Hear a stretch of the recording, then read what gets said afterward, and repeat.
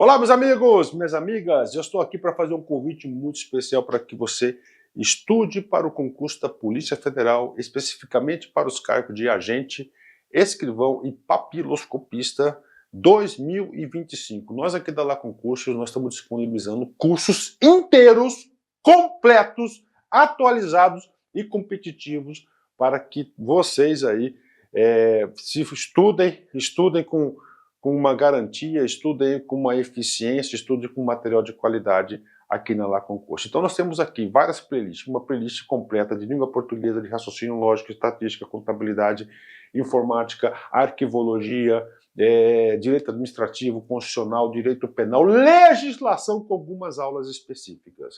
Ah, professor, então está aqui nessa playlist? Sim, essa aqui temos várias playlists completas, é só você pesquisar no nosso canal da LAC. Detalhe, professor, eu quero material, eu quero estudar de forma organizada. Então, eu faço um convite do fundo do coração para que você ajude esse nosso grande projeto aqui da Lá Concurso.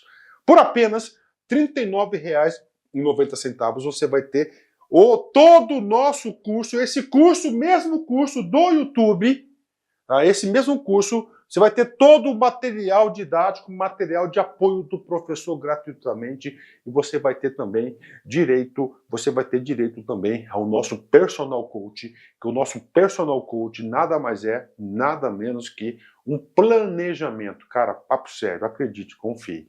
Com essa playlist, se você estudar ela de passo a passo, eu tenho certeza que você estará disputando aí vagas neste concurso. Tudo bem? Então venha com a gente, R$ 39,90, você vai ter direito a esse suporte pedagógico. Espero vocês. Valeu, tchau, tchau. Fala galera, tudo bem? Sejam bem-vindos a mais uma aula aqui na LAC Concursos. Eu sou o professor João Kleber e estarei ministrando a disciplina de Informática Básica. Na aula de hoje, nós iremos abordar um conceito novo que está cobrando nos anos de 2018 agora, principalmente a banca CESP, que é a linguagem de programação Python. O que é uma linguagem de programação antes de falar especificamente sobre o Python? Linguagem de programação, gente, nada mais é do que um software que permite você criar um outro sistema. Então, a linguagem de programação, ele é um sistema que permite criar outro sistema. E o Python? O que seria de diferencial do Python se comparado às outras linguagens, tais como Java, C#, .NET e assim por diante? O Python, ele é uma programação orientada a objetos. E o que são objetos? Objetos são estruturas da memória que permitem armazenar valores. Tá? E o que acontece? O Python está sendo muito utilizado. Tá? Porque ele tem a sua indexação. O que seria indexação? Nada mais é do que a busca, a procura dos dados em si. Então, ele é muito rápido. Um exemplo bem claro é que o Google, exatamente o Google, empresas como Globo.com, por exemplo, né, utilizam o Python como linguagem de programação. E para o concurso da Polícia Federal, por exemplo, que está sendo cobrado Python, o próprio sistema da Polícia Federal é baseado em Python. Por que será? Porque ele trabalha com uma grande quantidade de dados. E o Python permite minerar, permite indexar esses dados de forma mais rápida. Então, essas são características que podem ser cobradas quando se falar sobre Python, tudo bem? Então, Python é uma linguagem de programação, ela é orientada a objeto, ela também tem fácil indexação, e uma coisa muito importante, tá, gente? Ela é de fácil leitura. Ah, professor, eu sou formado em Direito, eu nunca ouvi falar de linguagem de programação. É difícil? Não. Ela é uma linguagem natural, ela é fácil de compreender. Tudo bem? E aí eu citei para vocês que o Python, a Polícia Federal, por exemplo, utiliza ela como para desenvolver alguns aplicativos, alguns softwares da própria empresa. E uma coisa importante que eu esqueci agora, e analisando a imagem da Polícia Federal, que é importante salientar para vocês. A linguagem Python, gente, ela é uma comunidade de software livre. O que seria software livre? Software livre são pessoas, são programadores, né, espalhados pelo mundo, que desenvolvem sem, digamos assim, intuito financeiro. A ideia é uma comunidade acadêmica mesmo, na qual, quando surgem alguns erros, que nós chamamos na linguagem de programação de bug, né, eles corrigem e atualizam automaticamente. Então, o Python ele é uma comunidade livre, na qual, né, existem vários programadores espalhados pelo mundo que auxiliam no desenvolvimento e nas atualizações do próprio sistema. Bom, professor, mas o que eu preciso saber, por exemplo, que pode cair sobre essa linguagem, fora a parte de conceito? Eu separei para vocês aqui 4 itens que pode cair. tá bom? Lembrando que você não tem que ficar estudando programação, virar um programador para determinado concurso público. Você precisa saber os conceitos básicos. Então, eu estou te ensinando aqui o que pode cair no seu concurso. Eu não estou ensinando você a sair um programador. Tudo bem? Então, não confundo as coisas, tá? Bom, o que pode cair? Como eu citei anteriormente, a sua definição, né? A linguagem Python ela é orientada a objeto, ela é de fácil leitura, ela é de fácil organização, tá ok? Ela é uma comunidade de software livre, ela tem fácil indexação, significa que ela consegue procurar os dados de forma mais rápida, tudo bem? E aí até um trocadilho, né? Algumas bancas estão cobrando também a linguagem R, que também é programação orientada a objeto. E só que a programação orientada a objeto, por exemplo, é mais focado para dados estatísticos, dados de sistemas transacionais. Já a linguagem Python, pegando o Google, por exemplo, ele consegue pegar tanto os dados transacionais, que são dados estruturados, como dados não transacionais, que são aqueles dados não estruturados. Exemplo, pesquisas em redes sociais, arquivos de áudio, mídia e assim por diante. Então, ele consegue ter uma facilidade para trabalhar com todos esses tipos de dados. Então, isso seriam os conceitos básicos. Nós iremos abordar na aula de hoje sobre declaração de variáveis, o que seria uma variável, tá ok? Estruturas condicionais e estruturas de repetição, tá?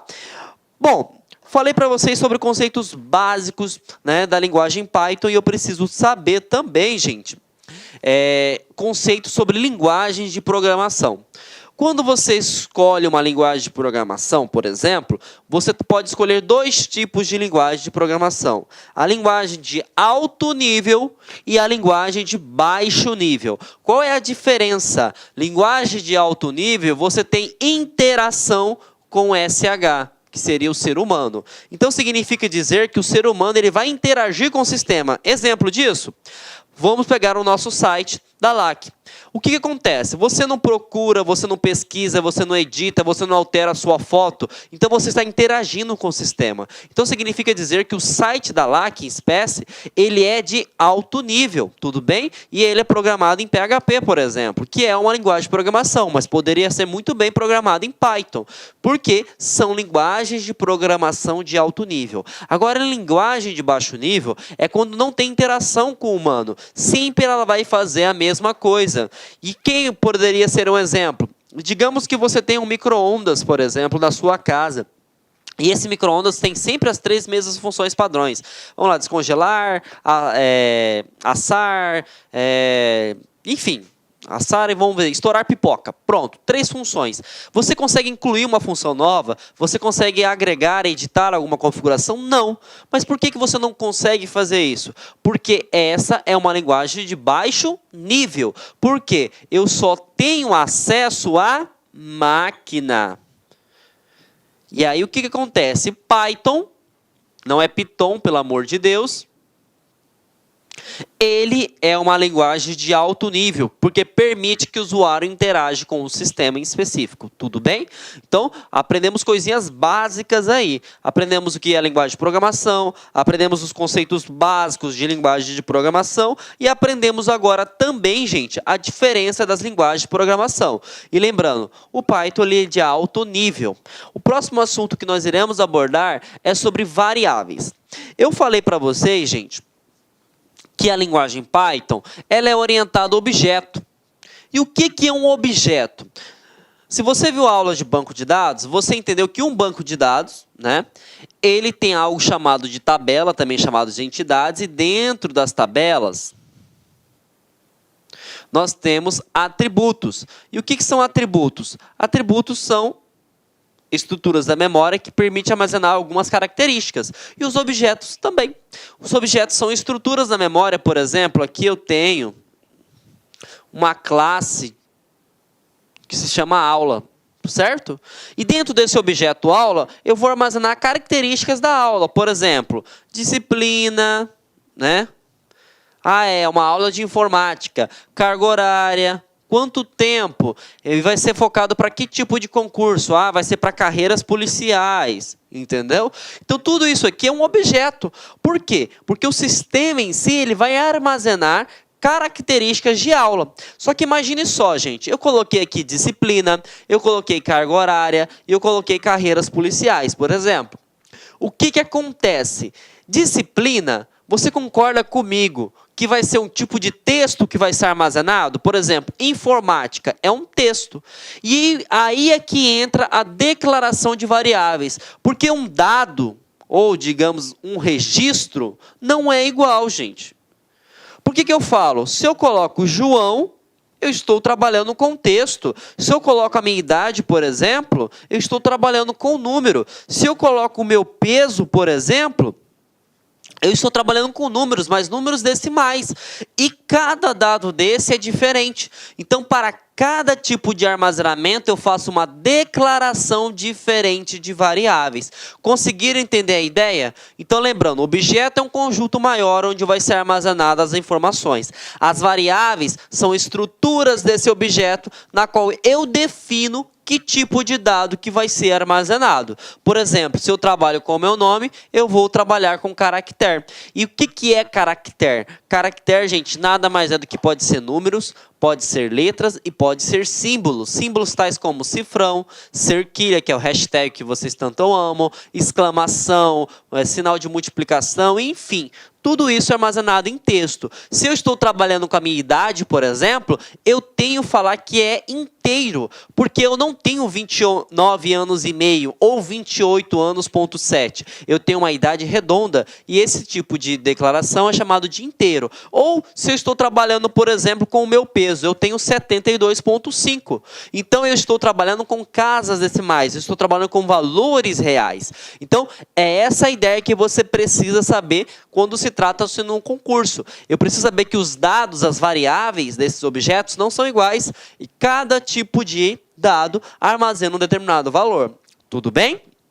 Bom, entendemos então o que seriam as variáveis, para que são utilizados e agora eu preciso saber, gente, quem são as variáveis que caem no meu concurso. A primeira variável é do tipo int. Int vem de integer. Integer vem de inteiro. Significa que você vai trabalhar com valores negativos e positivos, mas que nunca tem casas decimais. Tudo bem? E é importante salientar. Na linguagem Python, o que seria casas decimais? 1.5. Nós não utilizamos a nomenclatura brasileira, que sempre a gente coloca vírgula, vírgula, vírgula, né? Como é uma linguagem padrão internacional, é ponto. Então eu tenho 1,50 centavos, por exemplo, né? R$1,50. Eu tenho 71,5 quilos e assim por diante. Eu tenho 1,80 m, por exemplo, coisa que eu queria ter, mas não tenho, infelizmente. Mas só para vocês compreenderem, tudo bem? Bom, então int teria que ser 1 ou tem que ser 2. Menos que isso não pode ser, porque aí já é um tipo de dado chamado de float, que nós vamos abordar lá na frente. str vem de string. Mas você precisa saber que string nada mais é do que caractere, tá? E aí eu vou colocar aqui o nome, porque pode ser, né, que o CESP, por exemplo, costuma fazer algumas coisas que Deus duvida, né? O int é o acrônimo de integer, tá? E integer significa inteiro. Tudo bem? Bool. Bool acho que você já ouviu falar, mas não está lembrado, tá? Na disciplina de... agora me fugiu o nome, gente. Raciocínio lógico. Ou... acho que é raciocínio lógico mesmo, que é a álgebra de Boolean. Tá? Que é a álgebra booleana. O que é um valor booleano? Booleano, ele assume o valor ou de false, ou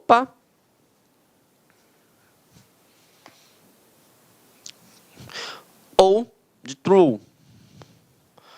Traduzindo, verdadeiro ou falso. Tudo bem? Então você tem filhos, aí você vai marcar aquela flagzinha, né?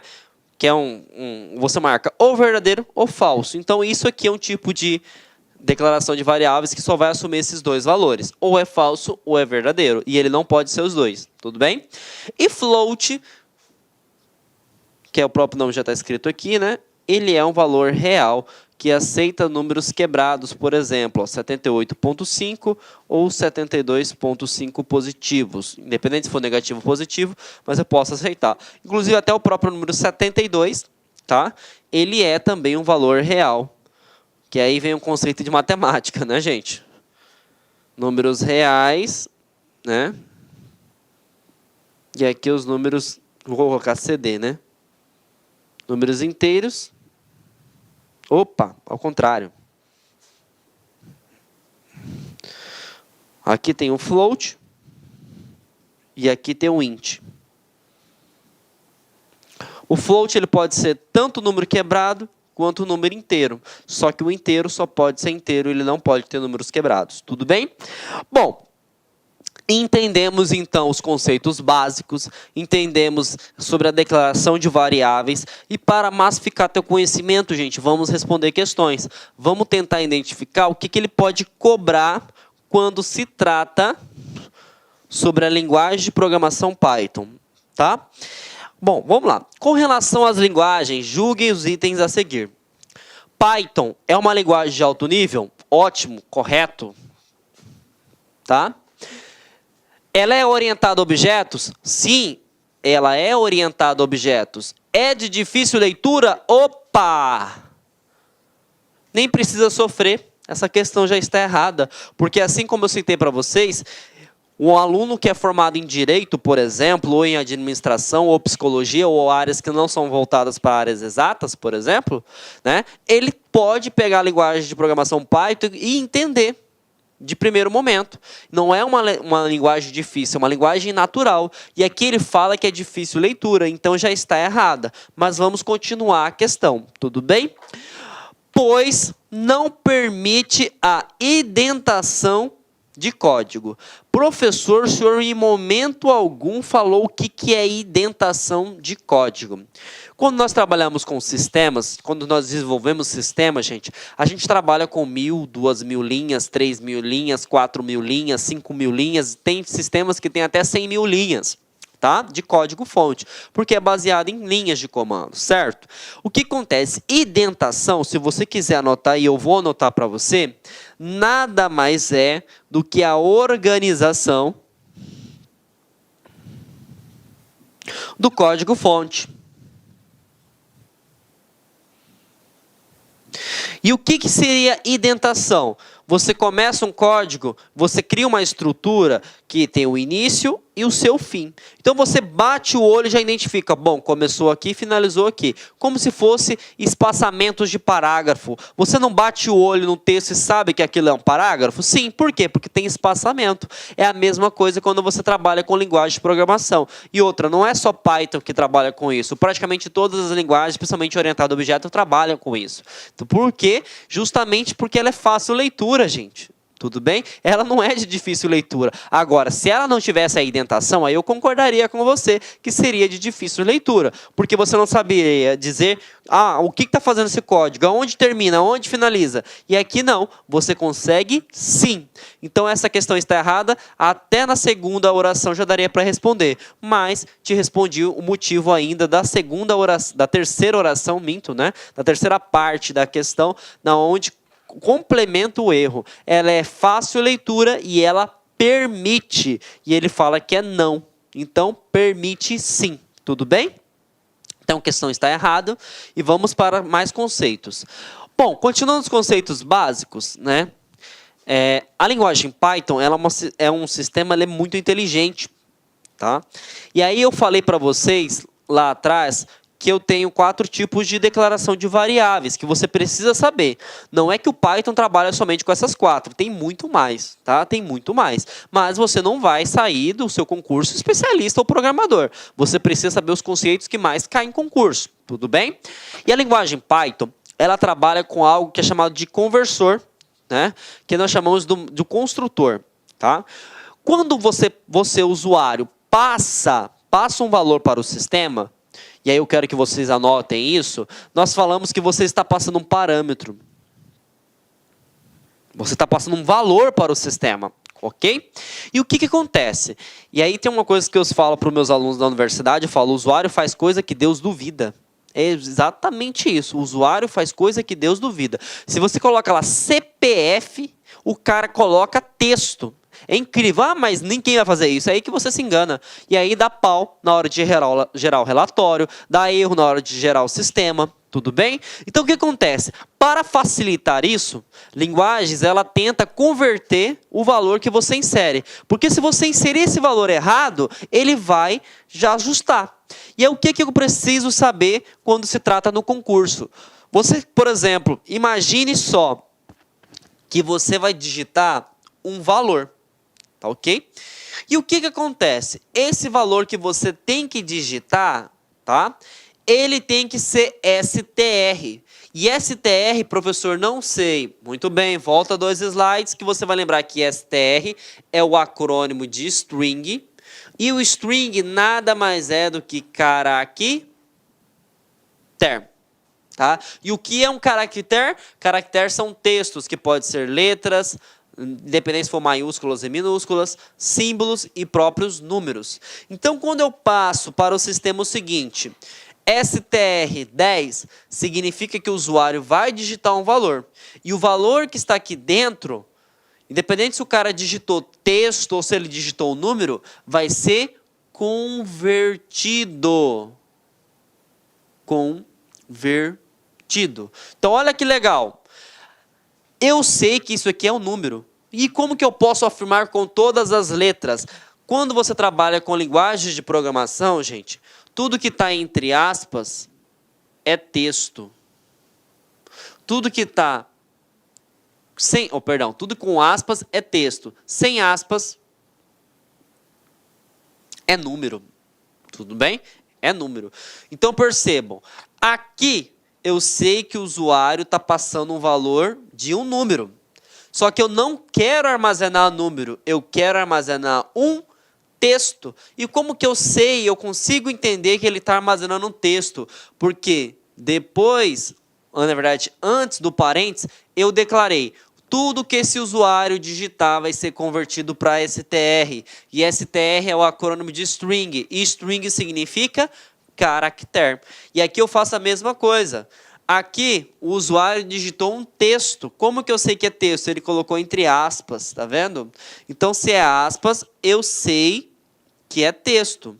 Só que o sistema vai armazenar texto? Verdadeiro ou falso? Falso. Sabe por quê, gente? Porque eu declarei fora do parâmetro que tudo que o usuário digitar vai ser convertido para int. E int significa integer. E integer significa inteiro. Tudo bem? Então, isso aqui são pegadinhas que o CESP está cobrando. Tá? E nós temos que ficar preparado. Se ele falar que isso aqui está armazenando um texto, falso. Ah, mas está com aspas, professor. O senhor falou que tudo que está entre aspas é texto. Falei, só que ele tem, fora do parênteses, um conversor. E esse conversor está convertendo para inteiro. Então, olha a pegadinha. Agora, se ele fala o seguinte, dado esse valor, ele está armazenando um texto? Sim, ele está armazenando um texto. Por quê? Eu não converti nada. Agora, se eu coloco o int aqui na frente, eu estou convertendo. Então, significa que não vai ser armazenado como um texto mesmo que está entre aspas. Tudo bem? Então, temos que ficar muito atento quando se trata sobre esse conceito. Tudo bem? Tranquilo? Então, deixa eu tomar um pouquinho d'água aqui, gente.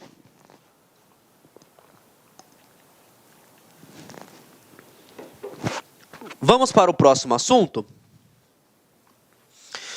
que são os comandos de visualização.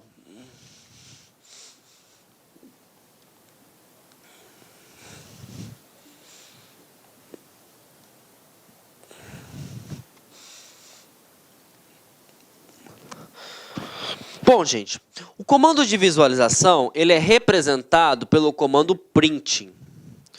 Print vem de impressora, então significa que tudo que está print dentro do parênteses vai ser visualizado. Então, o usuário ele enxerga como uma mensagem. Tudo bem? Então, o print ele vai ser visualizado. E aí eu trouxe aqui a imagem para vocês, né, colorido, para ficar mais fácil, para não ficar muito técnico. Acho que eu vou ter que colocar ele em... Deixa eu colocar um slide em branco aqui para vocês. Acho que eu vou escrever, fica mais fácil, tá? Então vamos lá. Se eu coloco da seguinte maneira, e lembrando, tá, gente? Os comandos são com letras minúsculas, tá? Print,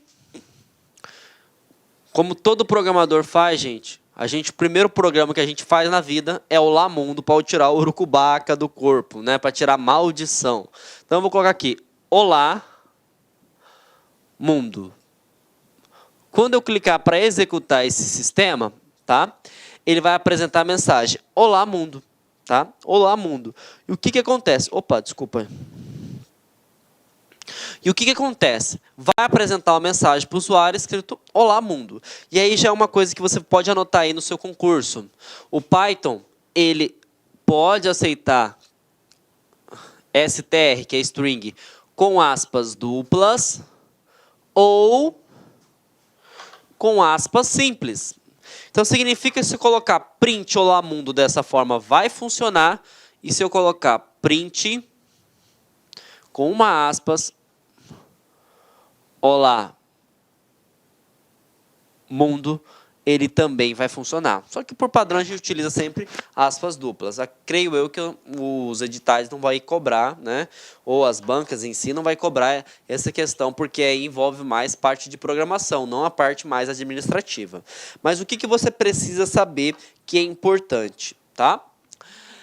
Toda vez que eu trabalho com texto, entre aspas, mas se eu estou trabalhando com número, por exemplo, eu não tenho a obrigação de colocar, por exemplo, entre aspas. Então, se eu coloco print 45, ele vai me apresentar o valor de 45. E se eu faço isso aqui, ó,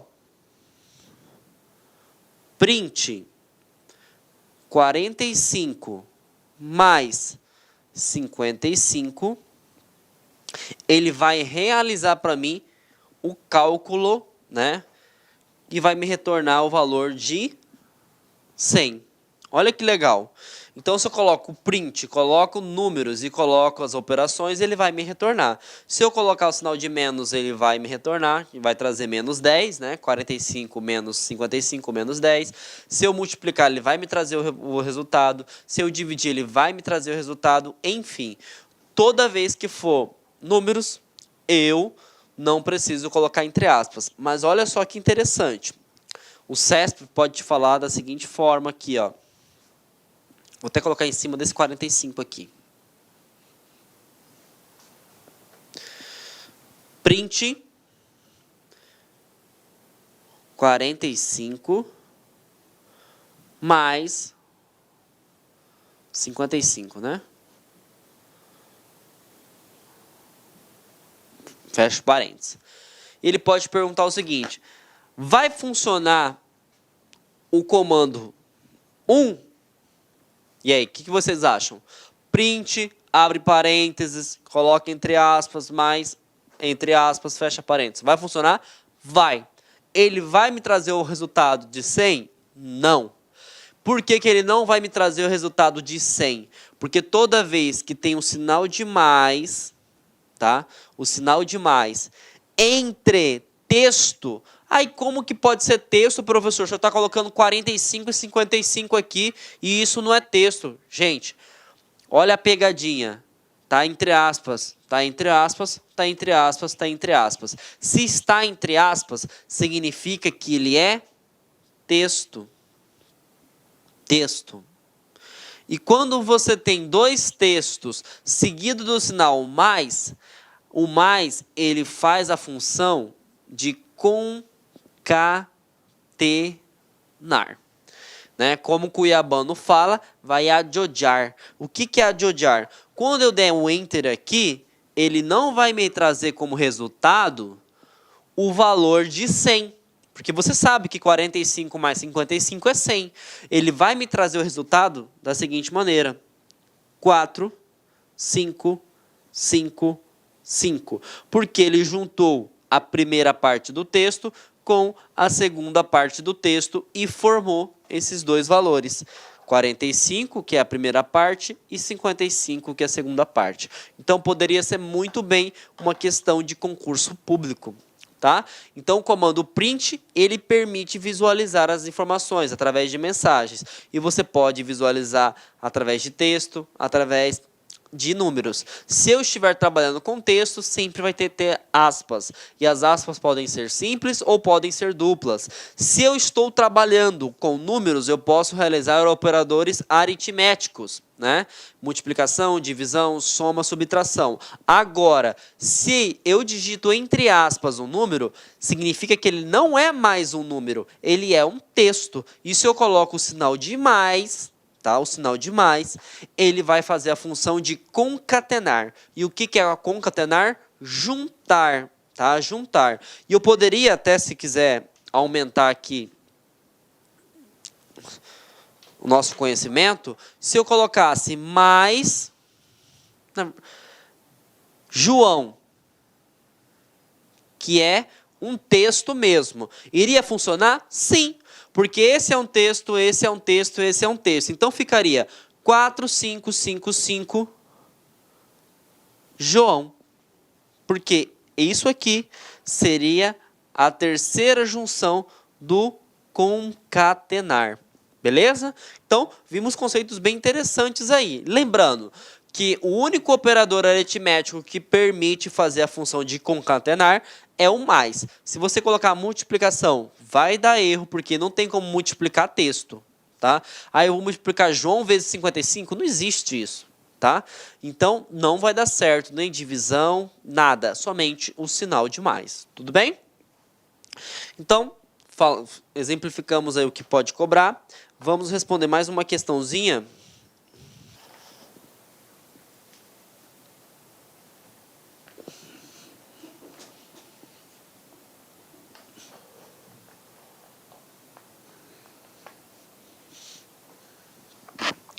Bom, vamos lá.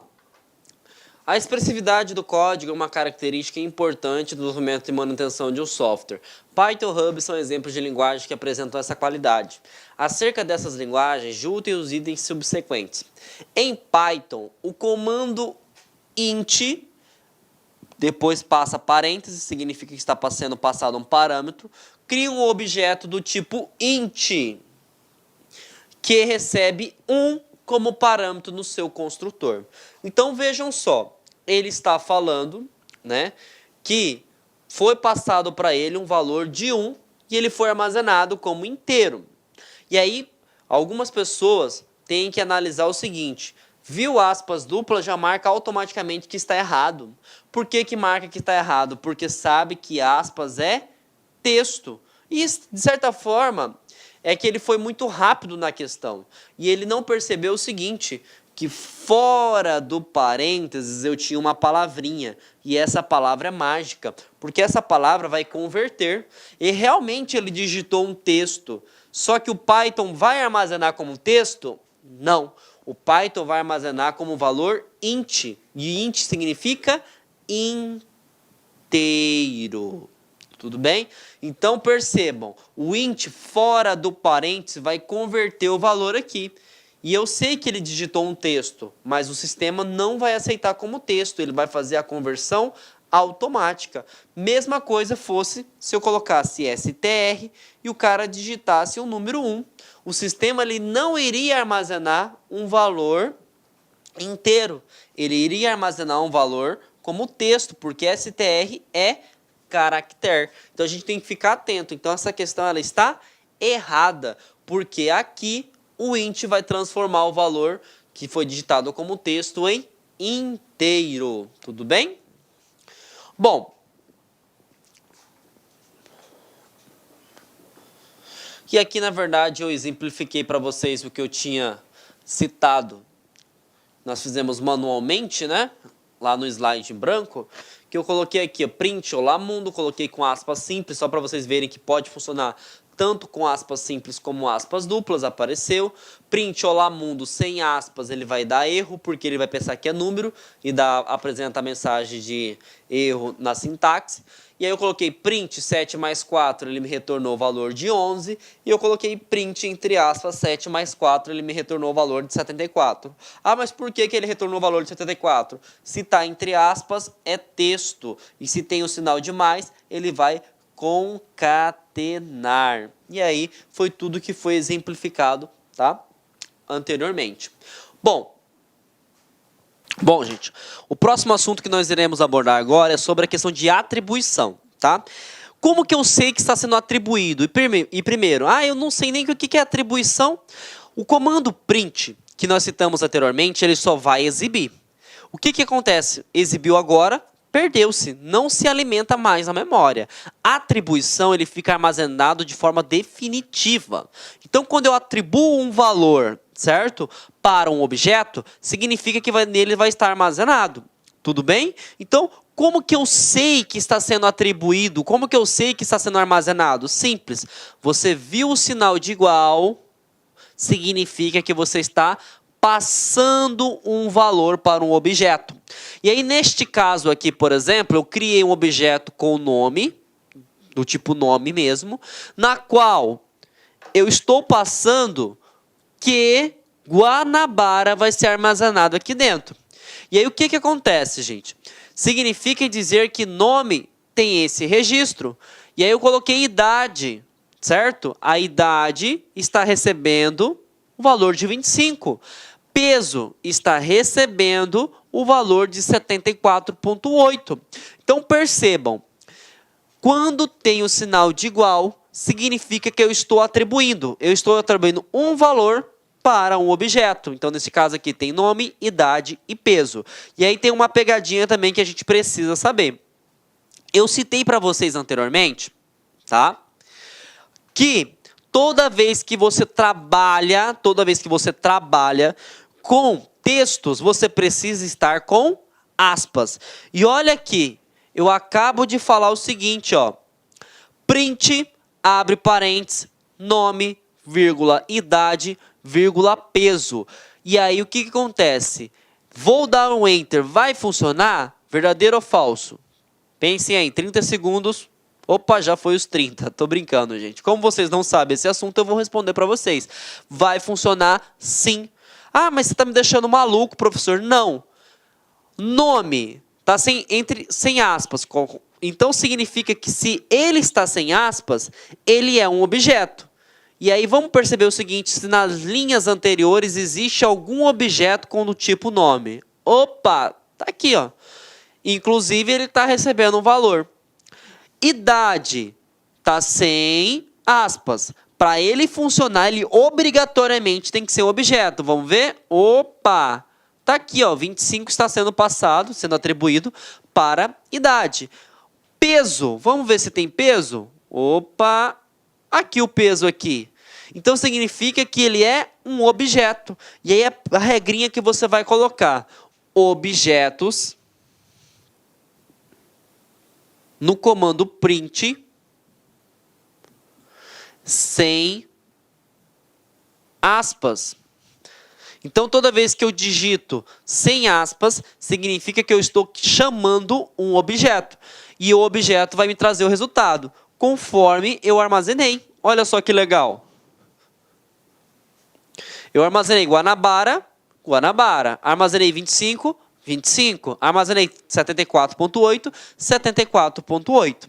Agora, percebam, se eu coloco entre aspas, pergunta do CESP, por exemplo, vai funcionar, gente? Vai. Só que ele não vai me retornar nem o Guanabara, nem 25, nem 74,8. Ele vai me retornar nome, idade e peso. Verdadeiro ou falso? O que vocês acham? Não vai retornar nem nome, nem idade e nem peso. Você sabe por quê? Vírgula. O vírgula, ele é utilizado somente para objetos. E se eu estou trabalhando com texto, como eu coloquei entre aspas, não pode ser por vírgula. Tem que ser com o sinal de mais. Tá? Então, regrinhas básicas. Então, o que acontece, gente? Se eu estiver trabalhando com aspas, para juntar textos tem que ser com sinal de mais. Sinal de vírgula não vai funcionar. Tudo bem? Então, essas são as regrinhas básicas. Objeto, ele vai ser atribuído pelo sinal de igual. E se eu quero mostrar, comando print. Coloco o nome do objeto, sem aspas. Se são mais de um objeto, vírgula. Tudo bem? E aqui eu apresento para vocês o erro quando eu estou digitando lá no comando, ó. Print nome mais idade mais peso. Ele vai dar um erro porque ele está falando que eu estou juntando texto. Só que aqui não é texto, aqui é objeto. E aí o que acontece? Vai me apresentar um erro, porque para mostrar o valor objeto, teria que ser vírgula e teria que ser vírgula. Tudo bem? Mas o comandinho que nós iremos aprender é o comando input. O comando input, ele é responsável por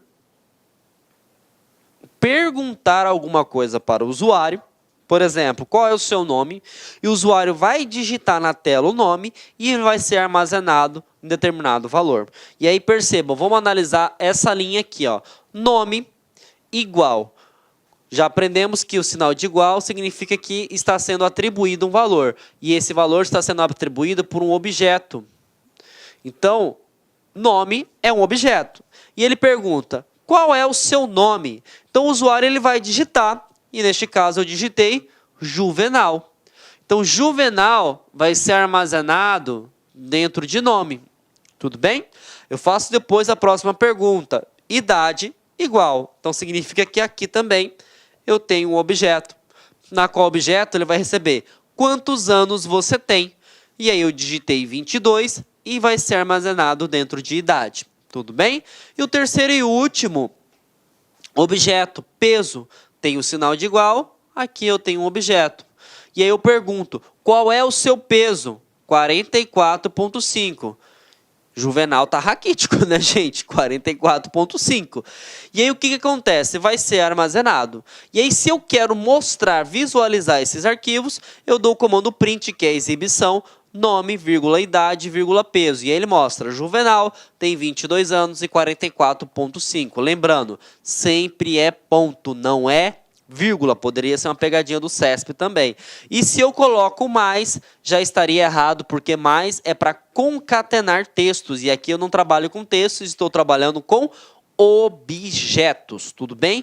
Então agora entendemos os conceitos básicos e agora a gente vai entrar para as estruturas condicionais e finalizando a aula com as estruturas de repetição. Se caso você tenha dúvida ainda, gente, volte um pouquinho essa parte da aula, porque aqui é um pouquinho mais avançado, mas não é difícil, é bem natural, conforme eu falei no início da aula. A linguagem Python ela é bem interativa, né? E você pode perceber que não é difícil de se compreender, tá bom? Bom, estrutura condicional. O que é uma estrutura condicional? É muito parecido com a função C no Excel. O que é a função C? Faz um teste lógico, se for verdadeiro vai trazer uma resposta, e se for falso, por exemplo, vai trazer uma resposta. Aqui é a mesma coisa, só que nós não falamos, eu ia falar o if, né? Nós não falamos C, nós falamos o comando if, tá? O if, ele é a mesma coisa que C.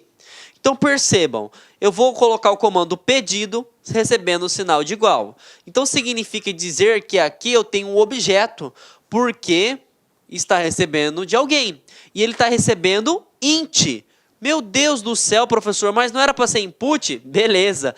Int input. Significa que se o usuário digitar um texto, ele vai armazenar para inteiro, e isso foi questão da própria CESP, tá vendo? Então aqui o cara vai ter que digitar alguma coisa. Ele vai digitar, beleza. Se ele digitar, por exemplo, 70,5, o que o sistema vai fazer? O sistema vai transformar isso aqui em 70. Por quê? Porque ele vai arredondar até ficar o número inteiro. Se ele digita 70,6, por exemplo, ele vai armazenar como 71. Porque ele arredonda de 0 até 5 para baixo e de 6 acima, até 0,99 para cima. Tudo bem? Então é o seguinte, ó, pedido, né? Eu digitei o valor de 90 aqui, que foi o exemplo que eu citei para vocês. E aí eu vou para a próxima linha, a segunda linha. If pedido menor que 100. Então ele está querendo escrever o que para mim? Se pedido, o que o cara digitou, for menor que 100, vai ser apresentado uma mensagem, porque tem o comando print. E ele vai falar o seguinte, pedido com valor muito baixo. Então percebam, primeiro eu perguntei fiz a conversão para armazenar conforme inteiro, foi armazenado dentro do objeto chamado pedido, depois eu faço a comparação desse pedido através da estrutura condicional if, e se este valor for abaixo de 100, ele me traz a resposta, pedido com valor muito baixo. O que poderia acontecer, gente? O SESP poderia perguntar o seguinte para vocês. Imagine que o usuário digite o valor de 110. O sistema apresentaria um erro, verdadeiro ou falso? Pensem aí, 30 segundos. Então, repetindo, eu tenho esse mesmo linha de código, né? Eu tenho essa mesma estrutura de código-fonte, só que o usuário ele não inseriu o valor de 90, ele inseriu o valor de 110. O sistema ele vai funcionar? E aí, o que vocês acham? 10, 9, 8, 7, 6, 5, 4, 3, 2, 1. Vai funcionar? Sim, não vai apresentar tela de erro. O problema é que ele não vai apresentar nenhuma mensagem. Por que ele não vai apresentar nenhuma mensagem? Porque a regra dele é só abaixo de 100, certo? Se for acima de 100, não vai acontecer nada. Ele não vai mostrar nada, mas ele vai armazenar o pedido, né? Ele só não vai trazer a mensagem. E aí o que acontece? Essa é uma estrutura condicional simples. Por que essa é uma estrutura condicional simples? Porque só tem uma regra. Se atender até 100, bem, se não, não vai acontecer nada. Agora, vai existir casos, conforme o nosso próximo slide, na qual vai ter duas regras. Poderia ter 3, 4, 5, 6, enfim. E aí o que acontece? Já não é mais chamada de estrutura condicional simples, é chamada de estrutura condicional composta. Por que é uma estrutura condicional composta, professor João Kleber? Porque eu tenho, tá, mais de uma regra que pode ser alcançada. E aí vamos pegar o mesmo exemplo, tá?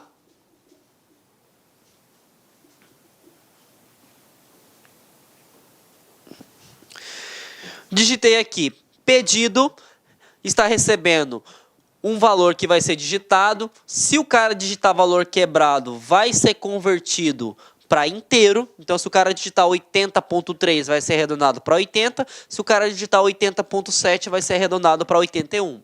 E aí ele fala o seguinte, se pedido que foi digitado for menor que 100, vai acontecer o seguinte, print, pedido com valor muito baixo. O else, e aí é que entra a estrutura composta, tá? O else significa senão. Então, se não for a primeira opção, vai ter que ser a segunda opção. E a segunda opção fala o seguinte, se não for menor que 100, logicamente que é igual ou maior que 100. E ele fala, parabéns, você fez uma boa venda. Na verdade, até assassinei o português aqui, ó. É boa. Tá boa. Lembrando do Sidney, né? Aula de português. É uma boa venda. Tudo bem? E aí eu vou mostrar aqui um exemplo do código-fonte no sistema. Digite o valor do pedido, digitei 120 e aí ele me traz como mensagem. Parabéns, você fez uma boa venda. Tudo bem? Então, isso que pode ser cobrado para vocês. Estruturas de condição simples ou composta. Simples quando tem somente o if, só tem somente uma regra. If else significa que tem uma regra primeira, que vai ser a regra padrão, e se não alcançar essa regra padrão, vai ter, logicamente, a segunda regra. E outra coisa importante, dentro do else eu posso criar um outro if, por exemplo. Eu posso colocar o seguinte, else if, tá? E aí eu posso colocar valores entre 110 a 130, ou valores entre 140 e 150. Então eu estou criando uma regra em cima de outra regra e eu posso fazer isso. Mas eu acredito que o SESP não irá cobrar isso de vocês. Ele vai perguntar o seguinte, se é uma estrutura condicional composta, se é uma estrutura condicional simples, se eu tenho somente uma regra, se eu tenho duas regras, se aqui eu estou armazenando valor, e no caso eu estou armazenando valor inteiro, não estou armazenando valor quebrado, que no caso seria float, e assim por diante. Tá bom, gente? Bom, agora nós iremos abordar o último assunto da nossa aula, que é a estrutura de repetição. E, para abordar sobre esse assunto, eu trouxe para vocês já uma questão mesmo. Bom, gente, e aí nós chegamos no final da nossa aula e nós iremos abordar o último assunto, que seria a estrutura de repetição, que é cobrada nas questões do CESP através do comando while. While significa enquanto. Enquanto for atingida a regra, vai fazer alguma coisa. Tudo bem? E aí vamos ver essa questão e a gente vai responder essa questão para vocês entenderem. Tudo bem? No que diz respeito à linguagem de programação e às linguagens de script, julgue os itens seguir a,b igual a 0,1, enquanto b menor que 10, print b, a e b, b, a mais b, e ele fala o seguinte: considerando-se o código acima escrito na linguagem Python, é correto afirmar que vai apresentar esses valores. E aí ele pergunta, é o resultado do código? Vamos responder, e aí eu vou ensinar passo a passo, tudo bem? Porque aqui vai ser uma sequência de exercícios que nós iremos ter que abordar. Bom, toda vez que como que eu sei que eu estou trabalhando com objeto? Isso nós falamos na aula, praticamente quase toda a aula. Tem o sinal de igual, certo? E se eu tenho sinal de igual, eu tenho um objeto. E se eu tenho sinal de vírgula, eu tenho mais de um objeto. Então significa dizer o seguinte, que na primeira linha eu criei dois objetos. Eu criei o objeto A e eu criei o objeto B. Na qual, gente, o A está recebendo o valor de 0 e o B está recebendo o valor de 1. E foi isso que eu passei para vocês, ó. A e B está recebendo, respectivamente, 0 e 1. Ótimo. Até então, tranquilo. While. O while significa, vou colocar aqui do lado, enquanto. E vai ser enquanto quem? B. Quem que é B? Acabei de atribuir. Então, significa enquanto B, que tem o valor de 1, for menor ou igual a 10, nós vamos mostrar o valor de B. Quem é o valor de B? Print B, o valor de B é igual a 1. E aí o que acontece? Nesta linha aqui, o que vai ser o ponto X para você conseguir responder a questão do CESP, tá? Nos últimos anos ele cobrou umas 3 ou 4 questões justamente sobre isso. Ele coloca dois objetos e coloca atribuição e pergunta qual o valor que vai dar. Então, sem sofrimento, vamos entender parte a parte. Bom, vou mudar de canetão para facilitar. O A, gente, ele vai receber o valor de B e o B vai receber esses dois valores após a vírgula. Então, repetindo. Enquanto B, quem é B? B recebeu o valor de 1. For menor ou igual a 10, ele vai mostrar o B. Neste caso, ele mostrou o valor de 1. Após ele mostrar o valor, ele vai atribuir, tá? E aí ele passa, A vai receber o valor de B e B vai receber o valor após a vírgula. Tudo bem? E aqui está bem explicadinho o que vai acontecer. Só que tem a terceira regrinha e essa que é a grande sacada para você entender o que seria looping, tá? E eu vou até anotar aqui do ladinho. Looping nada mais é do que as repetições que vai existir dentro do comando while. Então significa até que B seja igual ou superior a 10. Tudo bem? E aí você já fez o processo, mostrou o B, o A atribuiu o B recebe A mais B, e aqui eu coloquei em vermelho para vocês. O segredo é sempre atribuir os valores de A e B do looping anterior. Então, o que acontece? Ele vai mostrar o valor de B e ele só vai receber o valor depois do looping. E aí eu vou explicar para vocês passo a passo até chegar à resposta, tá? Que cobra na questão. Então a gente entendeu como é que funciona a estrutura em si. E aí eu mostrei, exemplifiquei para vocês passo a passo. Então vamos lá. Primeiro looping. O A recebeu o valor de 0, conforme eu tinha falado, e B recebeu o valor de 1. Mostrou-se o valor de 1, né? E aí este é o primeiro que vai ser impresso. O A vai receber o valor de 1. O B vai receber o valor de A, que anteriormente era 0, mais o valor de 1. Então, logicamente, que você tem que entender que o A, ele recebe o valor de 1, e o B, ele recebe o valor de 1 ainda, porque só vai ser atribuído no próximo looping. Beleza, o segundo looping, porque enquanto B, se você tiver em dúvida ainda de onde eu estou tirando isso, enquanto B for menor que 10, print B. Tudo bem? Então, 1 é menor que 10? Sim. Então, vamos para o segundo looping. O A vai receber o valor de 1 e o B vai receber o valor de 1. Esses dois aqui que foram atribuídos.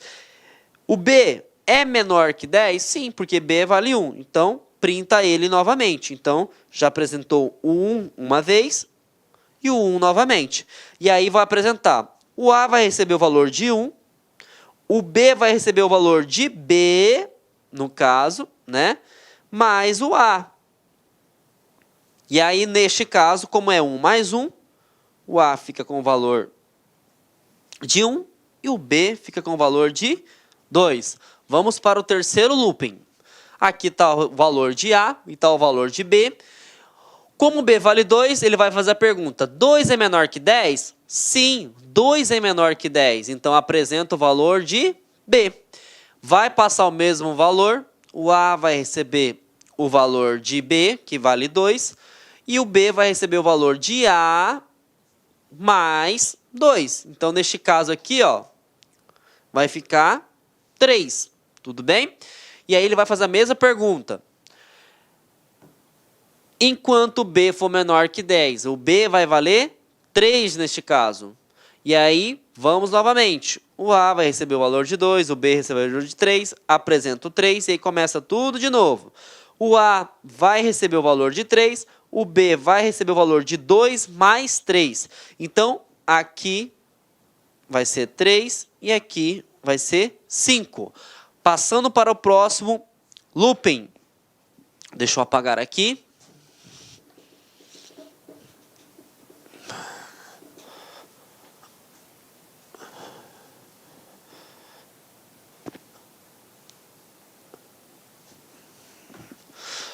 Quinto looping. Passou o valor de 3 e o valor de 5. O B, como ele é 5, ele é ainda menor que 10. Né? Ele é menor que 10. Então, ele vai repetir. E aí, o que acontece? O A continua com 3 e o B vai receber justamente o A mais ele. Então, neste caso agora, vai receber o valor de 8 e aqui recebe o valor de 5. Na verdade, é o contrário, né? O A recebe o valor de 5 e o B recebe o valor de 8. Vamos para o sexto looping. Por que nós vamos para o sexto looping? Porque B é 8 e 8 é menor que 10. Então, A vai receber o valor de 5, B vai receber o valor de 8, apresenta o valor de 8, e agora se inverte, porque A vai receber o valor de B, e B vai receber o valor de A mais B. Só que agora vai dar um bloqueio na função. Por que vai dar um bloqueio na função, gente?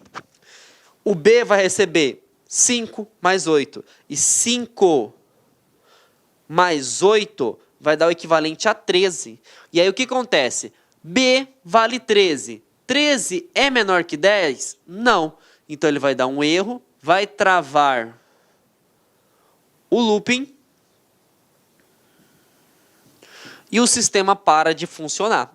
Então os resultados que estão apresentados são 1, 1, 2, 3, 5 e 8. E foi tudo isso que nós fizemos no looping. E aí, o que acontece?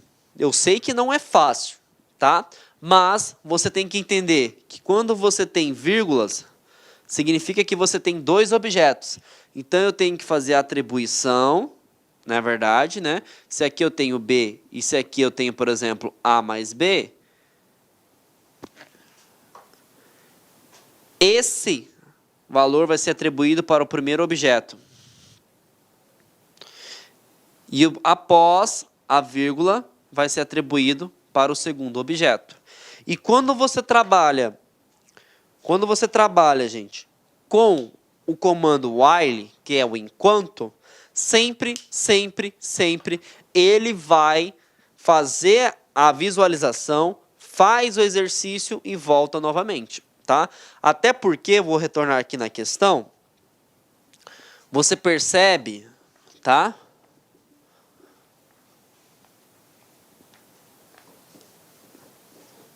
Você percebe que é o seguinte, eu faço a exibição e depois eu faço o processo de atribuição. E é por isso que tem 2 vezes o valor de 1, porque ele vai mostrar uma vez, depois ele vai atribuir e assim vai. E assim vai até chegar ao último exercício, tá? E essa é uma questão difícil, concordo para vocês, porque envolve mais domínios de programação, envolve mais raciocínio lógico, mas o CESP está cobrando muito. Beleza, gente? Espero que vocês tenham gostado. E lembrando, gente, Python é linguagem de programação. Vai cair, digamos, no seu concurso aí 2, 3 questões no máximo. E aí, se você quer se dedicar a somente Python, tá? Tenta os conhecimentos básicos, porque você não vai ter tempo hábil, gente, para você sair como um programador, tá bom? Você não vai ter tempo para ser um programador. Você tem que perder tempo, na verdade a gente não perde tempo quando se estuda, a gente ganha tempo, mas você tem que focar nos assuntos que mais caem. E eu não estou falando que Python não vai cair, mas vai ser poucas questões, tudo bem? Tenha uma ótima semana, bons estudos e a gente se vê, até mais.